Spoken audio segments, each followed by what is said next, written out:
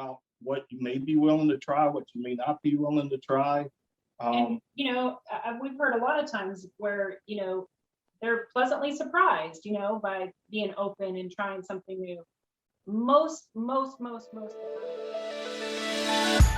You're listening to Get Your Marriage On, the fun and spicy podcast bringing you new tools and fresh ideas so that you can be the sexiest couple you know.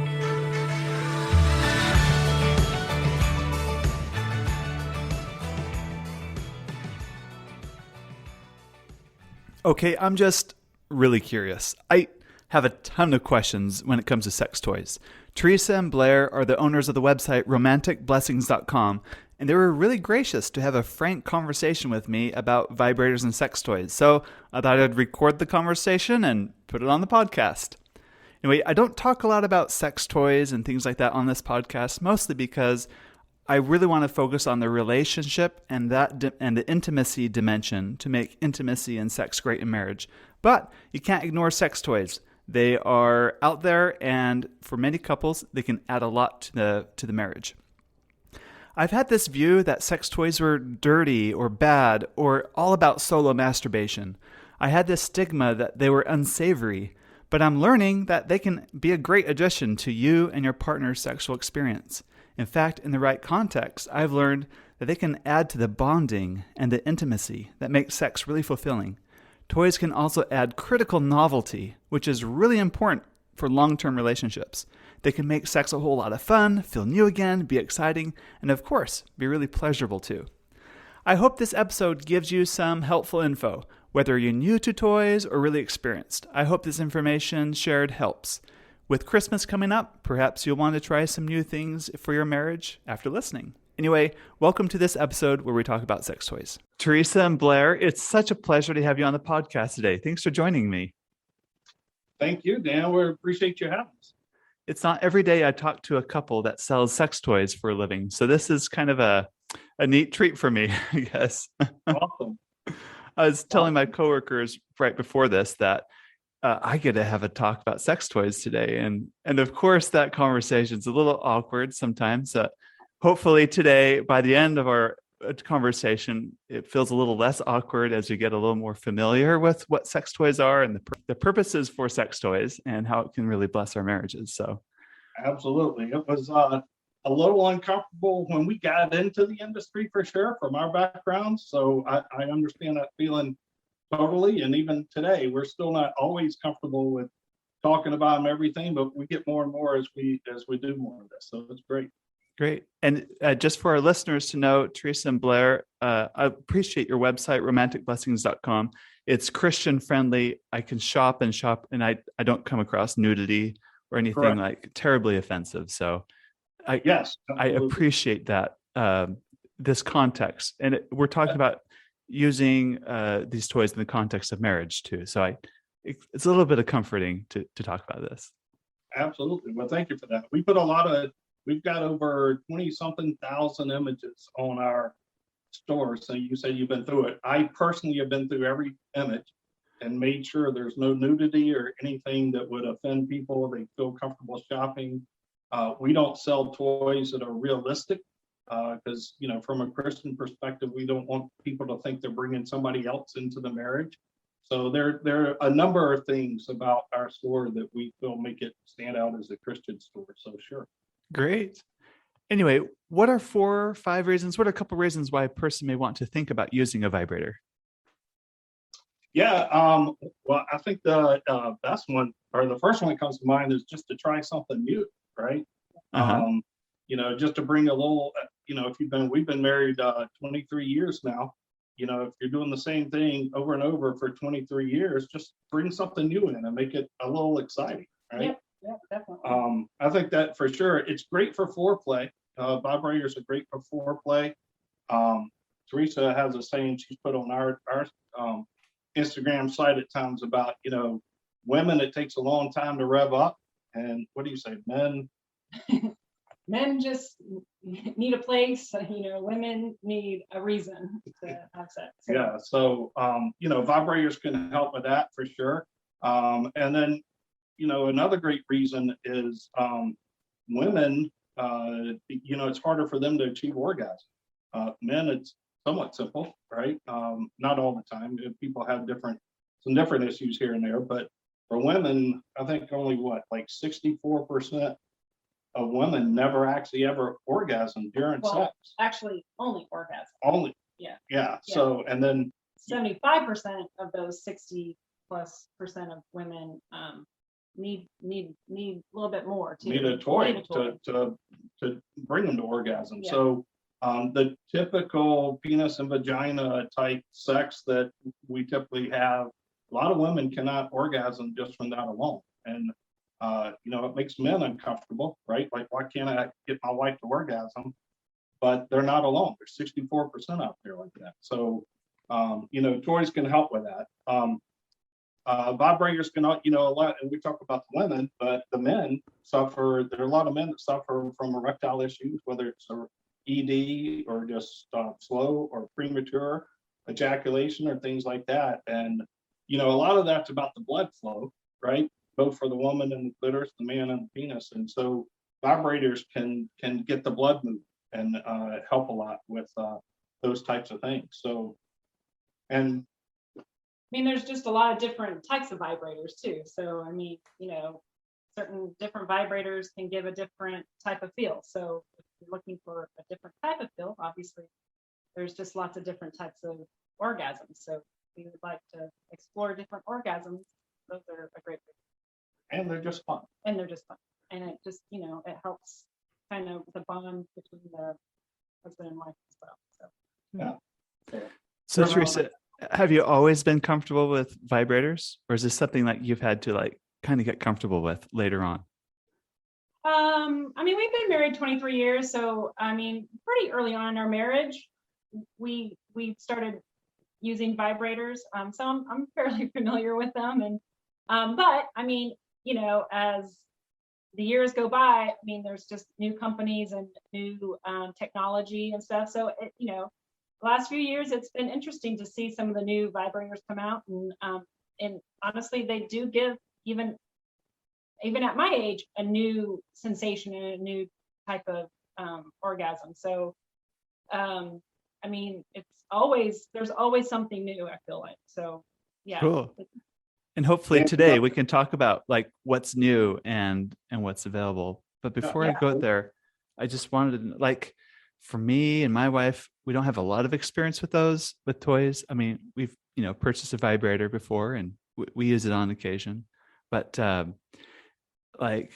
but it was a big deal for us, to jump to that step. It felt like a big step for us. And I don't think we're alone. I think a lot of couples have a lot of hesitancy around introducing a toy into their marriage.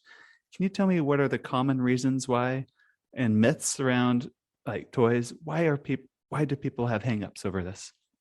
Yeah. So, just start a little historically, sex toys have been around for over 3,000 years, right? And you can 3,000 years. Yeah, believe it or not.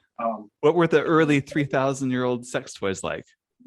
I don't know if I'd want to use one 3,000 years old, but and years ago they started off kind of as massagers. That's what they used to call them, massagers, back massagers, whatever. Nobody would in public use that term vibrator, right? But now they've grown so common. You can walk in any Walgreens, CVS, any drugstore, and the vibrators are right there on the shelves with the condoms, and they're just But some of the myths come. Of course, we're a Christian site, so from a Christian background, my father is a retired minister, and I grew up in the church, and to this day, of course, he's retired now. But to this day, I never heard him ever preach one single sermon on sex. And if you think about my age and growing up, in church, you don't talk about it. Actually, the only time it is talked about is don't do it, right? Right. Mm-hmm. That's all you hear. Don't do it, right? Until you're married, but don't do it. So, for people growing up, if they had any talk of sex at all in the church environment, it was all about, don't do it. And it brings a negative connotation. So when people go on their honeymoon and their first night, how do we expect? The church never taught them. If they've had any knowledge at all, it's from the secular world. Or their right? parents. Some parents Or- do teach, if you're lucky. Right. But parents aren't going to tell kids about toys, right? So I mean, a lot of young Christian couples go into their honeymoon. If they're Christian, they save themselves for marriage, not knowing anything and only being told all their lives, do not do it, right? And so there's just a big myth and misunderstanding around that, like sex is bad, and we kind of have to retrain ourselves that sex is good, right? And actually, Teresa, we've talked about this. If you look through the Bible, right, sex is not talked about much in the Bible, other than a man knows his wife and they had a kid or whatever. But the three main, if you go through all the Bible, and there's a couple we won't mention here, but three main summaries that you see in the Bible about sex, right, is only when you're married, between a man and a woman. Don't have sex with somebody of the same sex, right? And sex is a gift from God. And those are the three main things, right? But and it's a gift from God to be enjoyed to the fullest. And so, but if you read throughout the Bible and Scripture, there is nothing ever mentioned in the Bible between a man and a wife in marriage that is ever mentioned as a sin to do with sex, right? As a matter of fact, it talks about enjoying it as much as you can. If you read the Song of Songs, right, and all the imagery there about enjoy my cup and my fawns as much as you want, or in Corinthians, 2 Corinthians, it talks about a man and a wife should come together and only separate except for a time of prayer, so that Satan doesn't get in between them. So in the Bible, it doesn't say anything you shouldn't be doing. People like to interpret that way, but it doesn't, as long as you're within marriage, right? If you go outside marriage, it does say that. And that sometimes it does talk about it within a marriage. It says, enjoy to your heart's content, right? So we grow up thinking it's bad. We've got to retrain ourselves. It's good. God meant for it to be good. So, some of the other myths are, as a man, why can't I give my wife an orgasm, right? Why does she need a toy to have an orgasm, right? It may make me feel less manly. And those are, sex. You can have great sex and add a toy, right? It's not like one or the other. They're not diametrically opposed. So, I just think it's lack of knowledge too. Information is power. So the more you learn about these things and know how they work and how they can work and enhance, then I just think, that'll help. And I think a lot of people just don't take the time to really, educate themselves on it too. Yeah. There's a lot of embarrassment, a lot of fears. People think, hey, if I'm a Christian couple, people know me. If they see a toy show up at my doorstep, they're going to think I'm weird, I'm kinky, something's wrong with us, right? Or if I try that toy, that's really out there. I'm not one of those evil people you see in pornography. There's a lot of myths, and most of the connotations we have around toys has been drummed into us in society. Either don't do it, it's not good, our church tells us that, or we think of it just as pornography or whatever. And it's, we've got to get back to where, like I said, sex in a marriage is a gift from God, and it's to be enjoyed. And He built it so that we would want to come, it would keep us together. And as He clearly says, like I mentioned in Corinthians, the more you're together, the less chance there is for sin to come in the world, right? You're not lusting after somebody else. So, so those are all myths that we just have to get around and understand that they're really not bad. It's like anything else. They're inherently not bad. It's how you use them, or if you do it bad, that makes things bad, right? So kind of like money. Money can be good or evil depending on how you spend it, right? So, if it's well-intentioned and it's there to make you closer together, and you're doing it for your spouse and you're only doing it within marriage, I think they're great. Yep. I think there's also the stigma around toys, vibrators, that's there for masturbation, in that you're taking your sexuality away from your marriage and like saying, I don't need a husband anymore, or I don't need a wife anymore. I could take care of my own needs alone. Yeah. And I would agree with that. We don't advocate that. That's, we don't advocate that. We advocate that you use it together and stuff. Yeah. Yeah, And just like you said with the money, I mean, you can use it for good or evil, right? So we are trying to promote to use it for good, obviously. All right. Got it. What about the myth I hear a lot of men say, like, I don't want to replace me. Yeah. Well, They feel threatened by a vibrator or a toy because they think it replaces them. Replace your husband. Teresa's never threatened to leave me over just keep her vibrator and kick me out. But for men, if you grow up that way, with all the stereotypes about being a real man, and I grew up where everybody's talking about how you based your worth on how many women you could attract and how how you please them and how you perform and size and all that's based on your worth, right? So, toys can, if you come out with that attitude, toys can be threatening. But if you have good communication, like you talked about, if you're comfortable in your marriage and you talk about these things, the toys can really add an extra kind of jolt, and it doesn't have to threaten people's manhood by any means, right? Yeah, and just communicate with each other too. And if you have those myths, and if you're worried, you said earlier one thing about praying. Yeah, you can definitely pray and pray together and pray separately about those hang-ups that you might have, or that you can think your spouse has those sort of hang-ups for sure. That's just those seeds that you can plant too, and communicate and talk to each other. And I mean, if you love your spouse and your spouse is maybe talking about it or wants to try it, then I think you should be open enough to at least hear them out. Right.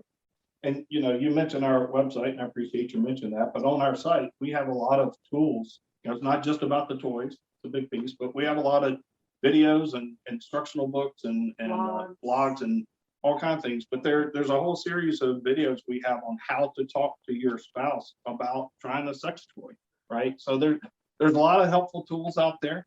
You can get some on our site. There's obviously others, but it's a lot about demystifying and breaking the myths and somewhat retraining yourselves and just enjoy. Enjoy your spouse. That's part of marriage. Enjoy your spouse, right? So in a situation where maybe one spouse is like, it's a no, like let's pretend the husband wants to try a toy, but it's a no. What advice do you give a couple in that situation? Well, like I said earlier, I think the first thing you do is just pray about it, right? I think that's just always your first go-to is pray about it. And then, I think you just try to work it into a conversation, and we were talking earlier, try to find the best way that your spouse can, listen to you. Like for us, whenever I have something a hard conversation to have with my husband, I like to go out to dinner and get relaxed and just be us there, and then kind of start the conversation and then just kind of let it organically flow into that. And if you can kind of just sort of not push it so hard, but just gently try to steer it that way, I think they'll be a little bit more receptive to have at least a conversation. But I definitely think you start with praying about it for sure, and then try to find ways and opportunities to have the discussion. And I think if you start to plant those seeds, then I think they'll start to kind of maybe think about it themselves, and then you can kind of just have more conversation and just be patient with the other person too.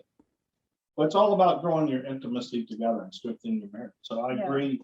I agree with what you said. So communicate. Because the more you're talking, the more you're being intimate together and you're sharing, and that type of thing. And I would say neither spouse. We always say what the wife doesn't want. There's a lot of men that sometimes say no, and there are a lot of women that have a killer libido and sex drive, and it's the husband. So I don't think it's one or the other, right? But I would say you don't want any spouse to be the sex gatekeeper within a marriage, right? And what I mean by that, if one is always saying no, you're basically controlling the sex in the marriage. And that's not a healthy Christian marriage, right? And the way we've explained it to others at times is, if you're in a committed Christian marriage and you're a Christian husband and wife, and you're in a committed marriage, that means you're never going to get divorced. It means you're never going to have another sex partner other than your spouse, right? That's it. So if you have one spouse that's always saying no, that means you're denying your spouse an experience for their entire life. I'm not talking about one night, for the entire life, right? And is that really, in a Christian, loving, intimate marriage, is that really fair for one spouse to do another? Now, we're not saying the flip side, you have to go do all these crazy, weird things, right? There are things people don't want to do, and that's fine, but that's where the communication comes in. But don't be the gatekeeper. Don't just shut something off without communicating, without praying about it, without whatever. Again, on our site, we have books and conversation starters, simple little lists you can download that can get you going about what you may be willing to try, what you may not be willing to try. And, we've heard a lot of times where, they're pleasantly surprised, by being open and trying something new. Most of the time, it's a happy experience of trying something new. So right.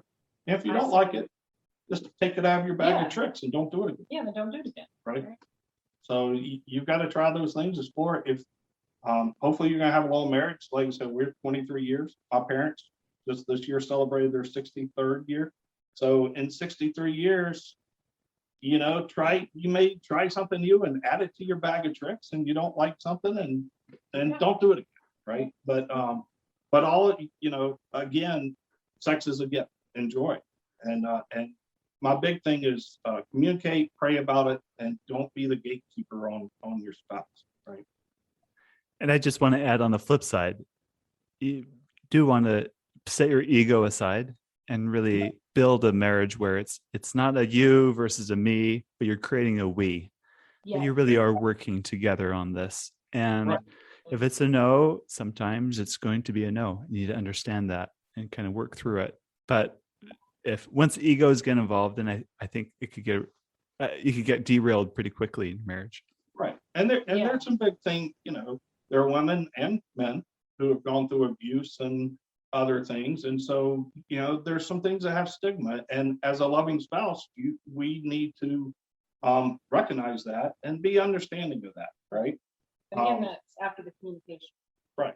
All right, Teresa, I want to ask you, another myth I hear is I don't want to use a vibrator because I'll get addicted to it and prefer that over my spouse. Yeah. Well, I mean, I think you can get addicted. I think that's a possibility, but hopefully you could recognize that, and just like any addiction, right? You just, stop doing that activity. So, but I think you always have to be careful about doing it alone. I think that's an easy way to kind of get addicted. I think if you're doing it together and I think you change it up a lot. If you're doing the same thing every time, I think that's a way you can get addicted to it. But I think changing it up is really good because, you can have just different types of orgasms. I mean, trust me, there's many kinds you can have, and I didn't realize there were until later in life. And now that I know, I can say that try different toys, try different things. You will get a different experience every time. So. And everybody will probably blush like she did when you say about all the different orgasms. I want to hear more about that if you're willing to share. What are the different types of orgasms? What do you mean by that for our listeners? Like what? Yeah, well, I mean, I think there's sort of, unfortunately, I think for many years, I kind of had sort of this, I would call it, I guess I would call it more of a shallow almost orgasm, or like a quicker orgasm, where you still got a release, but it was sort of a quick release, I think. But I think after years, and maybe it's my age or whatever, or I honestly think 100%, it's different toys that we've tried, I have gotten like deeper type of orgasms where honestly, I mean, physically, I will get a headache afterwards because it probably the blood flow and things It's like that good, huh? There's literally a time I cried afterwards. So, I mean, deeper orgasms, honestly. So, and they're all good.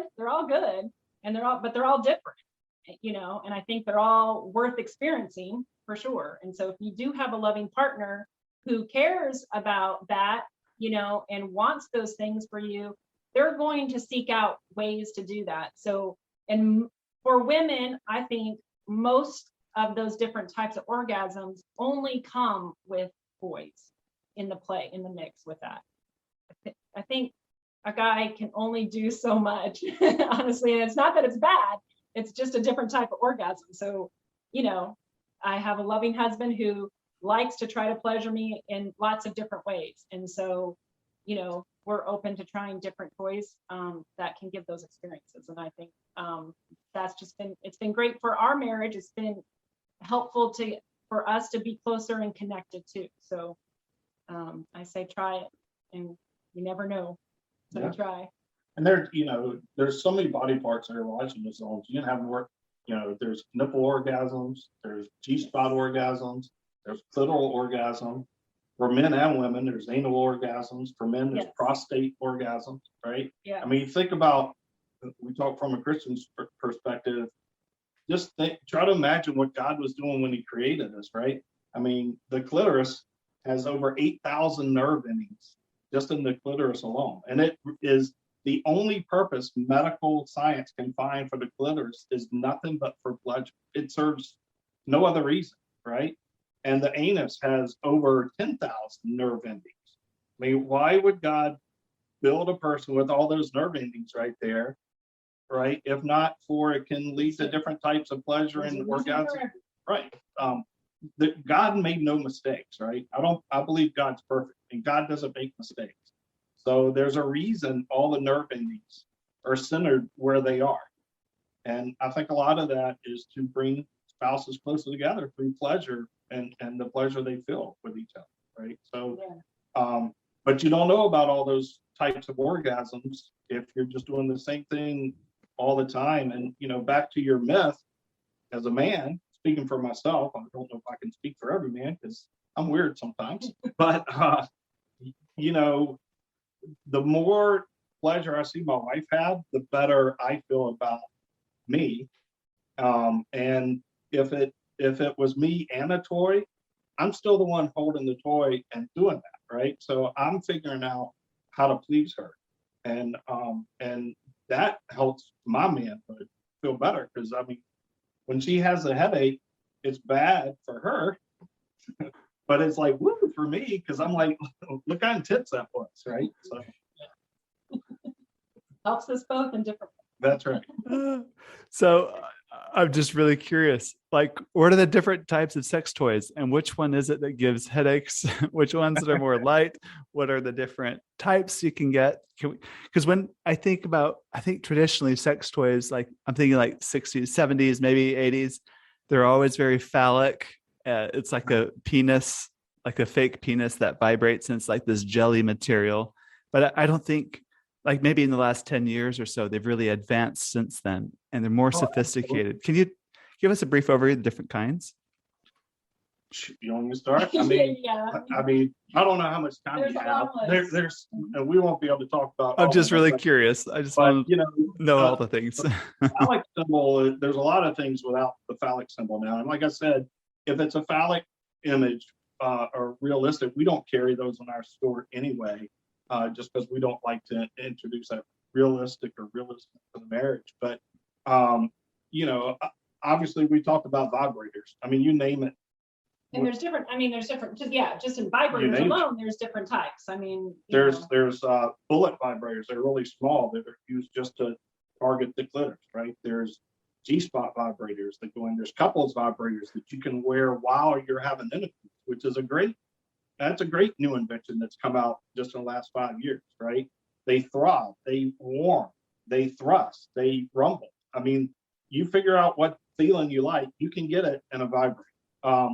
So we talked about that category, right? But some of the other erogenous zone, there's nipple play toys. Okay, tell me about those. Yeah. So whether it's cream for tingly, or cool or warm sensation, there's lots of all of that. Some people like the suction. You can get little suction cups to or clamps. Vibrator. Nipple. I mean, they combine the vibrators with the clamps, right? But a lot of sensitivity throughout your body is about the blood flow, right? So the suction cups on nipples for men and women, it just sucks the blood into the nipple. It makes it that much more sensitive, right? There's anal and prostate play. So there's a bunch of anal toys that target the P spot, right? The prostate. For people who don't know what a P spot is, can you explain that? Sure. It's a little, it's somewhat like a woman's G spot for a man, right? Okay. But everybody has heard of prostate cancer. So everybody knows men have prostates. And the prostate is this little bulb like that's inside the anus. And it connects up through a lot of the penis tools. I'm not a medical person, so I may be saying a little medically wrong. I don't want to get challenged there, but it's in the anus. And like I said earlier, there's over 10,000 nerve endings right there in that spot, right? So men, a lot of men can have an orgasm just from a woman playing with his P spot or the prostate. And actually, it's very helpful. One of the ways to reduce the chance of prostate cancer is for a man to have prostate orgasms because it clears all the buildup out, right? And so it's a great thing. And so there are toys that are made just to target the P spot. They come in all kinds of sizes. If if it's new for you or you're worried about it, we were talking this earlier. I actually had a minister friend of mine when we were talking about us opening the store. He said, "Well, I'm good with everything on here except the anal toys you have. You can't put anything near my butt because it'll stretch it out, and I'll have incontinence the rest of my life." And that's just not true, right? I mean, you have two sphincter rings inside your anus. Not to get too medical, and again, I'm no doctor, but they expand and contract just like a vagina does when you're giving birth, and so it's a muscle. And the more you work with it and train it, it'll accommodate. And it can accommodate different sizes, or it can be very small, or start with a pinky, right? So there's those. There's lots of toys for penises, whether it's a penis vibrator. There's penis rings. There's erection enhancers. I don't think there's any man that's not worried about the size, but you can get girth to expand the girth. You can get length extenders. Pumps. There's pumps for the penis to help them grow and bring the blood in. Same thing for the labia on the vagina. There's the new thing that's really cool that we've been selling a lot of that's just come out in the last couple of years, Dan, is they call them long distance toys. All right. That sounds fun.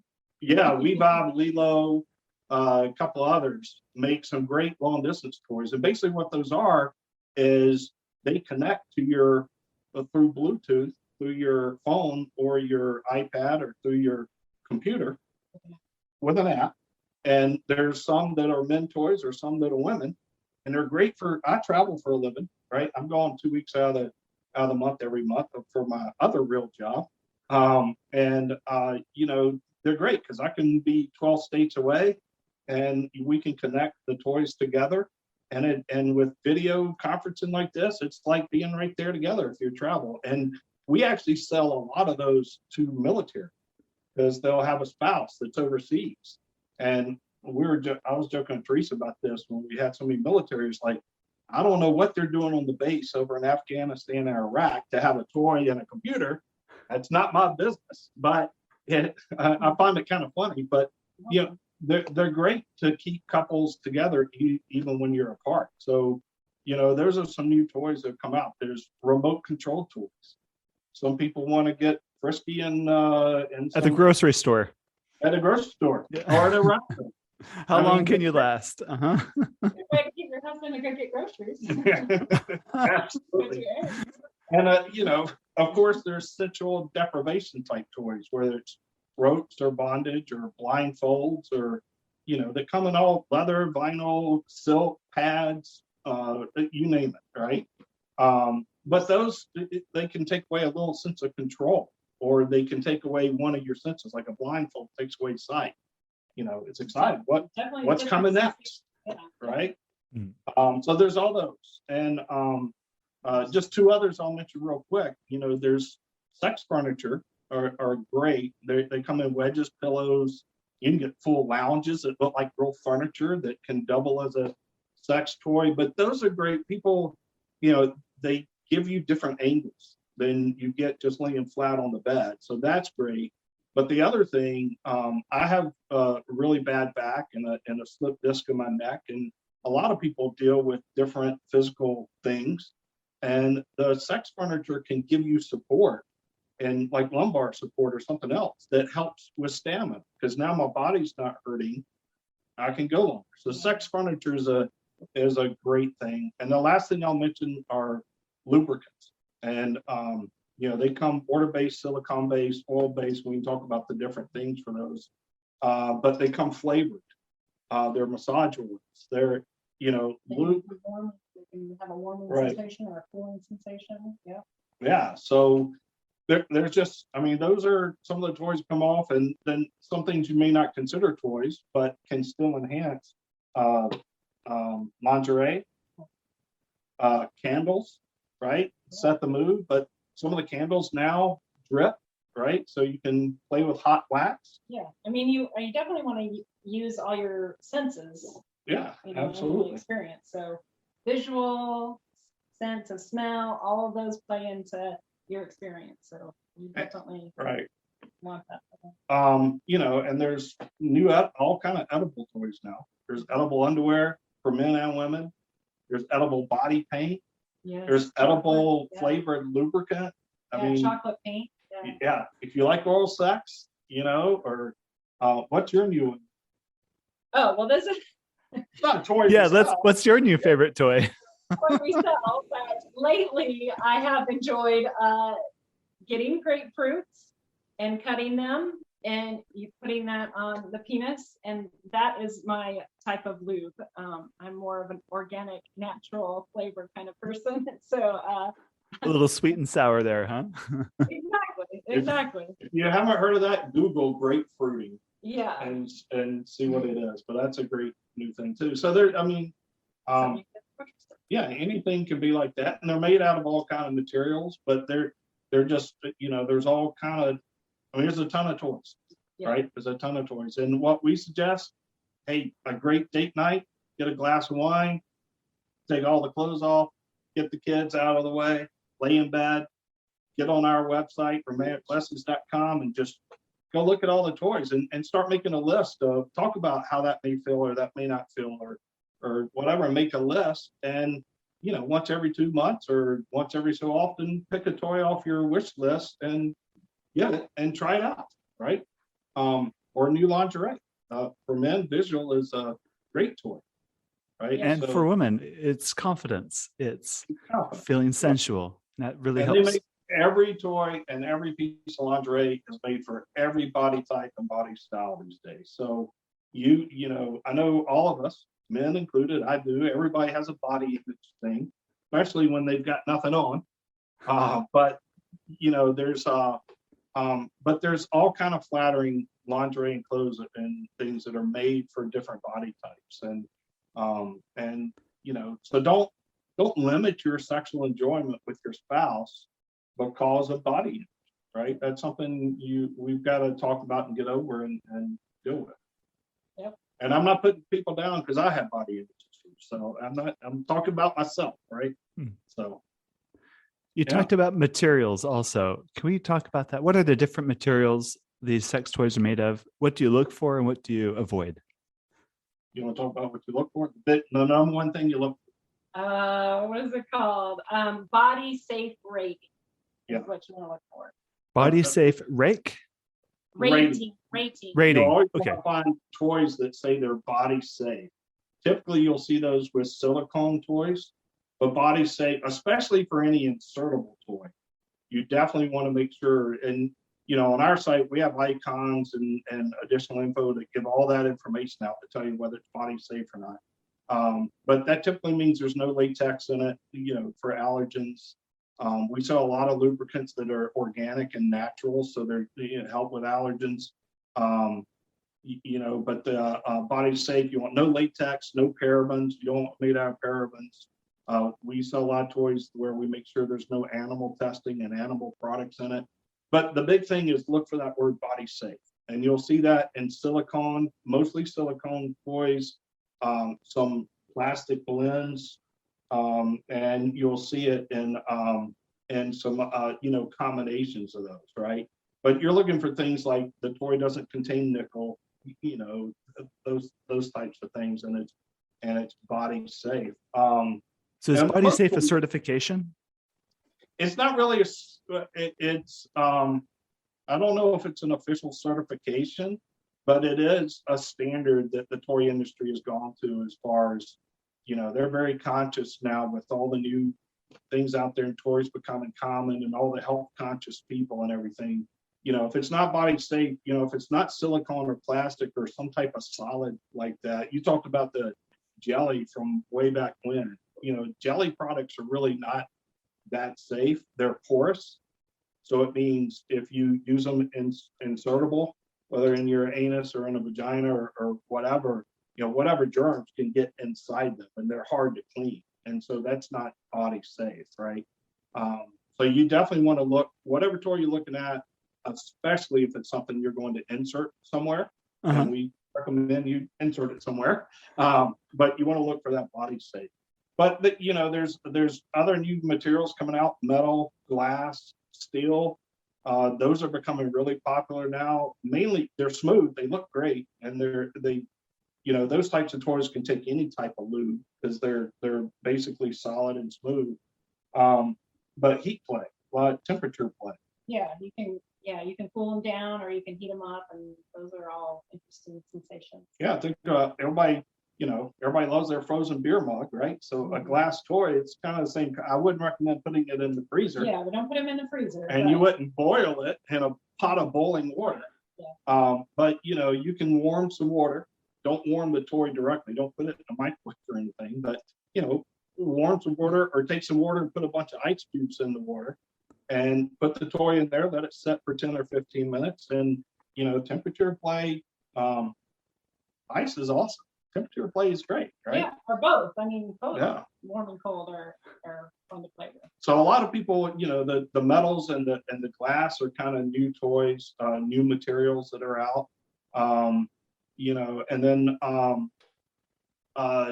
we mentioned the leather and vinyl and rubber and some of those things. You'll typically see leather more in lingerie outfits or in bondage type stuff, right? But again, that comes with body safe ratings as well.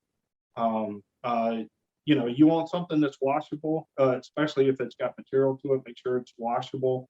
You'll see all the sex furniture we carry has washable covers on it. You take it off, wash it, clean it. And probably your best friend is a toy cleaner, right? Specifically one that, again, is body safe, doesn't have parabens or, it's more neutral. But after every use of the toy, clean it, right? Clean it. And one thing you want to think about toys too. I know you asked about material. I'm going a little off material, but talking about the material is the way you store your toys. So a lot of people will immediately rip off the packaging and toss the packaging, keep the toy. Unfortunately, as much as there's no nudity on our site, we don't control the packaging of the product. The product package. Now, when it ships, it comes in a plain brown box with no, that's all discreet. But once you open it up, there may be images or things that I would prefer not on there, but we can't control that. That comes from the manufacturer. But so a lot of people throw that packaging away. But if you take two silicone toys and store them touching each other together, they will actually melt each other, or it will corrode each other, and it'll ruin your toy, right? So a good thing about a lot of the packaging is keep at least the product itself, you know, the little plastic, you can throw the box away, but and put your product when you're done, clean it and put it back in its original packaging, and that will keep it safe for the next time you want to use it. One thing we appreciate about the Lilo product we bought is it comes with a little silk black bag to store it in. I thought that was really, now I know why. Yeah. A lot of them come with travel locks now. So if you travel with toys, they won't start buzzing in your carry-on suitcase. They have. That's why a lot of people get frustrated, but we'll get calls sometimes. Hey, my toy won't turn on, right? Well, it's because you got to hold the button down for 3 seconds to get it to come on. You don't just push it. But that's a travel lock, so that if you happen to be flying, if you have it or anywhere, it doesn't just set itself off and the stewardess is like, hey, what's that buzzing sound? Or, that's not good. On row 39C, there's some. Yeah, exactly. It could be quite embarrassing. Not that I would know, but it could be quite embarrassing. And then, the last thing I would mention is the lubricants, because there are 3 types. You talk about materials. So there's a silicone base, there's a water base, there's an oil base, and then there's a combination of those 3 mixed together. We would highly recommend water base for almost every toy you use, except for some insertables. And, specifically for anal play, we would highly recommend silicone. It's thicker. It provides more of a cushion. It's a lot silicone thicker. It'll last longer. I mean, you can take, I don't have any with me, but you could actually put some silicone lube on your finger and hold it. It's kind of like Dairy Queen does with the Blizzards. You could hold it. Yeah. It's very viscous. Yeah, exactly. So, and that's good. But, read your toys, your cautions. Some toys, silicone lube will ruin the toy, and you want to look at that. That's why we typically would recommend water-based, because it's safer for toys. But for some insertable stuff, I would say silicone. And then, as we warned earlier, always don't use these. A lot of anal lubes come with desensitizing, numbing kind of medicine in them, or agents or ingredients. And we don't sell anything on our store that has desensitizing in it, but that's never a good idea, right? And if you're trying something new, whether it's anal sex or anything else, pain is actually your friend. And if it hurts, you want to stop. You want to slow down. We talked about how to talk about things in communication. And if you're trying something new, stop. Do it slow. Be very slow. Stop every couple seconds and ask your spouse, how are you doing? Does this feel good? Should I do it different or whatever? And when you use that desensitizing, when you use a product that has that in it, you can't feel that. And you could cause some internal injuries that you probably don't want to go to the emergency room for, right? So I would stay away from any desensitizing thing, but I don't know. What's your thoughts on all that? Yeah, I thought that was all. Sorry, I didn't mean to do all the talking there. Okay. I mean, so a lot of like flavored lubes too, but I'm personally not a big fan of the flavors sometimes, but to me, I just generally don't like a lot. Huh? Yeah, they're just generally a little bit sweeter than what I like, but I mean, some people like them. Although last month you did ask if we were adding any yeah, I was just about to say, although I am curious about like the pumpkin flavor and cinnamon flavor, so I might give that a try. that are out for the holidays now. So Yeah. that's awesome. That's awesome. I've also heard sometimes you can put a condom over it before you insert too, and that's an option too. That's Yes, always that's an true. option, Yep. right? And then you Yep. can use any lubricant that's safe with the condom With the condom. if the toy itself can't handle it. Yep, absolutely. And it's a great way to go. And yeah, so I mean, anything to be safe. But we definitely want you. It's not fun if you're in pain and you're not being safe. So we definitely, condoms are great. The lubes are great. But I would always say wetter is better, right? Just remember that phrase. Wetter is better. If you only buy one product ever to help your sex life and marriage, buy lubricant, because you can never have enough lubricant, right? And your favorite. And your favorite Lubes are different. Like we've used some lubes where like it actually is painful for me. And so we have discovered one I really do like. And so we always make sure we have some of that. You've got to find the right lube that works for you. And we've got a 5-gallon drum of that out A 3-month supply. Yeah, exactly. Yeah. We have a favorite lubricant too. So, all right.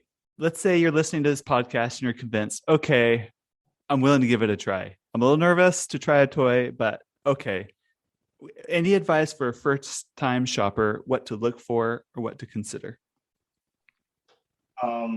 Because it can be a big financial commitment. You might drop $100 on a vibrator and you feel like, what if I don't like this? Because you really can't return it. I don't know if there's ever such thing as a used sex toy store, but There's not, I mean, actually, there's a federal law. You can't return sex products or lingerie or anything like that for hygiene. I mean, it just makes common sense, right? yeah. If it's broken, there's warranties and whatever. But returning toys, we can't take returns. I mean, it's against the law. Just we can't do it. I had one customer that insists on doing a return, and we have a 30-day guarantee, not for the purpose of just sending any toy back, but I mean, if you're really unsatisfied, we'll give you your money back, right? And if it's broken. Definitely if it's broken. Yeah. But he sent it back and he said, I'm going to send it back, but I know you're just trying to resell it or whatever. So, but he was adamant he was going to return it. So I gave him an address and then I made a video of us destroying the toys, right? Because legally I can't take return. I can't do anything with them. And so I sent him the video to show him. But first time. But if you're first time, we talked about the negative. There's not that much negative. I mean, but to your point about trying them out. Yeah, for the first time, I mean, I would go with a vibrator. I think vibrators would be a pretty good start and a pretty good chance at, being happy with. So, I mean, I would certainly start with a vibrator and, you don't have to get too fancy. I mean, most vibrators will get the job done in one way or another, I mean, so, I don't think you have to get too fancy, find one that you like, it could be as simple as the favorite color or just, some have little butterflies on them or, all these little things. I mean, whatever attracts to you, I say, try it. And, I mean, so there's a huge range of price. So you can go from like probably $20 to $200 in vibrate. If it's really your first time, I personally wouldn't invest $200 in it. I would invest, 20, 50, maybe bucks.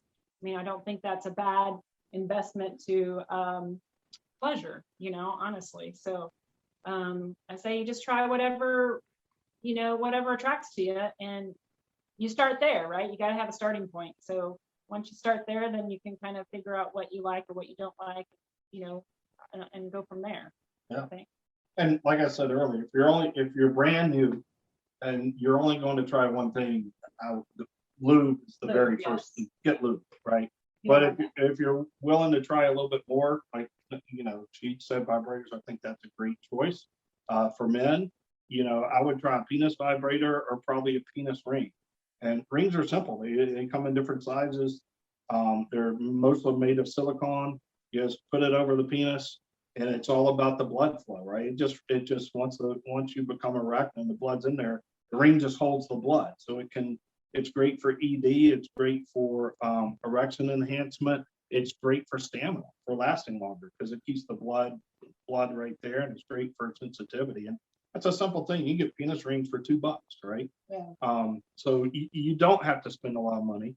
Although I would caution, specifically when it comes to motorized things, batteries and whatever, like vibrators, it's like anything else. You kind of get what you pay for, right? So if you go the really cheap, they may only last 1 or 2 times. I mean, there's some toys that are actually built to last one time and you throw them away and they're cheap, right?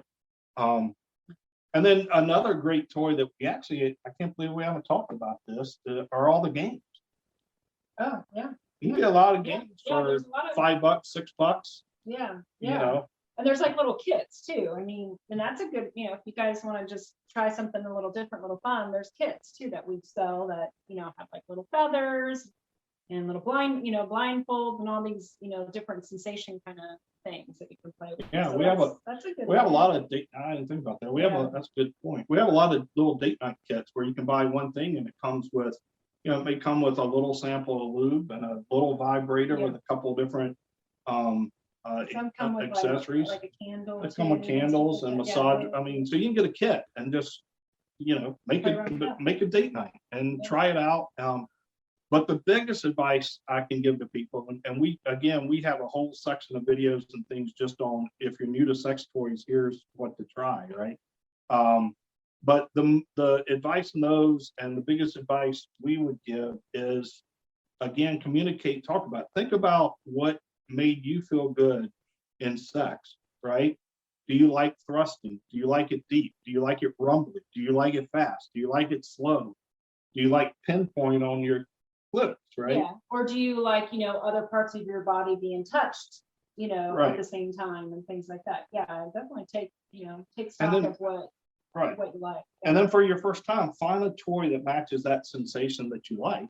And again, you're not replacing a man or a woman. You're enhancing a sensation. Right.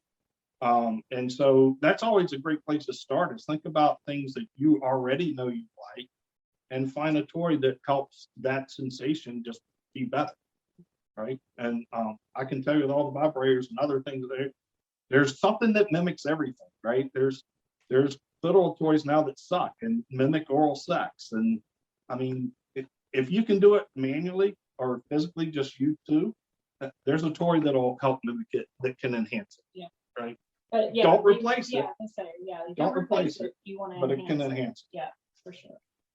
And I would never, as we say that, we would always say, nothing can replace the intimacy of what God created, which is just the straight penis and a vagina sex. And you should be having plenty of it, right? But that still leaves the other 6 nights of the week that you can try toys and do some different things to have fun, right? Right. And a toy will never hug you back or put your arm around your shoulder when you're crying or love you. Right. So. Absolutely. Or do the dishes. But, Right. say that, it won't do those things. One of the things we found in our marriage that I think is, there are days and nights where either spouse just doesn't have it, right? We always say we don't have our A game. We don't have our A game. Had a hard day at work, got a headache, got a migraine, don't feel good that time of the month, whatever it is. And, toys can be great. If one spouse is really ready to go, ready to go, and you're not, instead of just saying no, say, well, I don't feel that great, but we could use a toy tonight, and we could do something together, and maybe it makes it a little better, a little easier, right? And, so they do that all the time, but there are times that we're just not. Lunch quickies when the girls are. You got somebody hurts their ankle, or things like that. I mean, there's just, lots of different reasons. Right. Yeah. Right. As we wrap up here, I just want to know, so you two seem very experienced. What are your black belt sex tips? And this is like to take sex from boring to absolutely amazing. Well, I mean, I don't think there's just one easy little answer. From our experience and from my experience, I can say that when it went from we've always had a good sex life. I think we've had some ups and downs and things like that. But I think in the last few years or so, I do feel like it went kind of from good to great. And I think some of that came from, us just learning more information about the body, how it works, what brings a woman pleasure, what brings a man pleasure.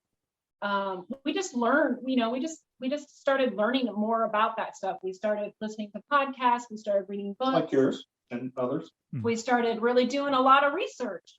And I think, by doing all of that, I think it helped both of us just learn the other sex body. And when that happened, Blair got some good little tips and figured out and played around, and it wasn't right away, but each experience he started kind of exploring different spots on my body and found the one. And he's sort of one of these people who, when he wants to figure something out, he's gonna just keep trying until he gets it figured out. And that's what he did. And he figured out the spot, and that brings me to tears. And but that came from just research and wanting to know, how that happens. So I think I would say that's the one takeaway from that, is being open with each other and learning about each other's bodies and what each other needs, in the relationship. Yep. I would give you 2 black belt tips. I thought is that yours was great. I'd probably just stop right there and say nothing. Mine's a little bit more effort, I think. To me, the number 1 black belt tip, she says, just in the last couple of years, it's gone from good to great. I'm glad she thinks that. But I would say that wasn't about toys. That was about listening to podcasts like yours and learning, like she said, doing research. And you have a great podcast. There's a lot of great tools out there, but we had an epiphany through some of these podcasts in our marriage, and it was a mindset change. That's the black belt tip to me, is we went from sex was all for me, like what can you do for me to make me feel better, to understanding and learning through podcasts like yours that in a solid Christian intimate marriage, it's about what you can do for your spouse. It's great. So to me, that's the number 1 black belt tip. It's all about mindset, and especially for women, it's about mindset. But my second black belt tip, if I may, there's one, this still clearly sticks in my mind. It's happened about 8 or 9 years ago, just to share a little for us. But we had gotten this new game. It was the first game we'd ever bought. And we got a game from a website. We didn't have our site at the time. And her mother was in town. So we've got 2 little girls. They were really young then. So her mother watched kid. I got a hotel room one night, got the game, and did a whole date night, surprised her with the game. But we had this game and going through the game, the actions in the game got you to, it was, there were actions that instructed you to do. We both agreed we were going to do what the game said. And it opened up things we had never done with each other before, right? It was, and I still remember that night like it was yesterday, because that was like the best sex night ever at that time, right? But it opened, like all of a sudden I was like, going through that, I was like, I never knew my wife would actually do that. This is cool, And so, again, my black belt tip, to use your words, number 1 is mindset. Don't think of yourself. Give. If you're both giving, it's going to be great, right? But again, the exploring is awesome. Just like we did with that game, it's awesome. Yeah, and it wasn't anything crazy. It was just different things like, look at each other's eyes for 10 seconds or 30 seconds, or it was, lick a body part or something. It was just, it was little things that you wouldn't normally do, but or at least we wouldn't at that time. Yeah, true. So, true. So yeah, it was good. So there's our 3 black belt tips. Hopefully that helps. Awesome. Love it. So education, mindset, and games. Very good. And see if they even involve a vibrator, right? Yeah, exactly. Well, it's been a pleasure to have you on today. Thank you very much. Thank you. We appreciate this opportunity. Appreciate it. Cool. We hope that you enjoyed this episode of Get Your Marriage On. And if you did, we would love it if you would take a few seconds to give us a rating on iTunes and to share the show with your friends. They'll thank you for life. Once you've done that, you can head over to getyourmarriageon.com for more resources about today's topic and to download our amazing marriage apps. Now go get your marriage on.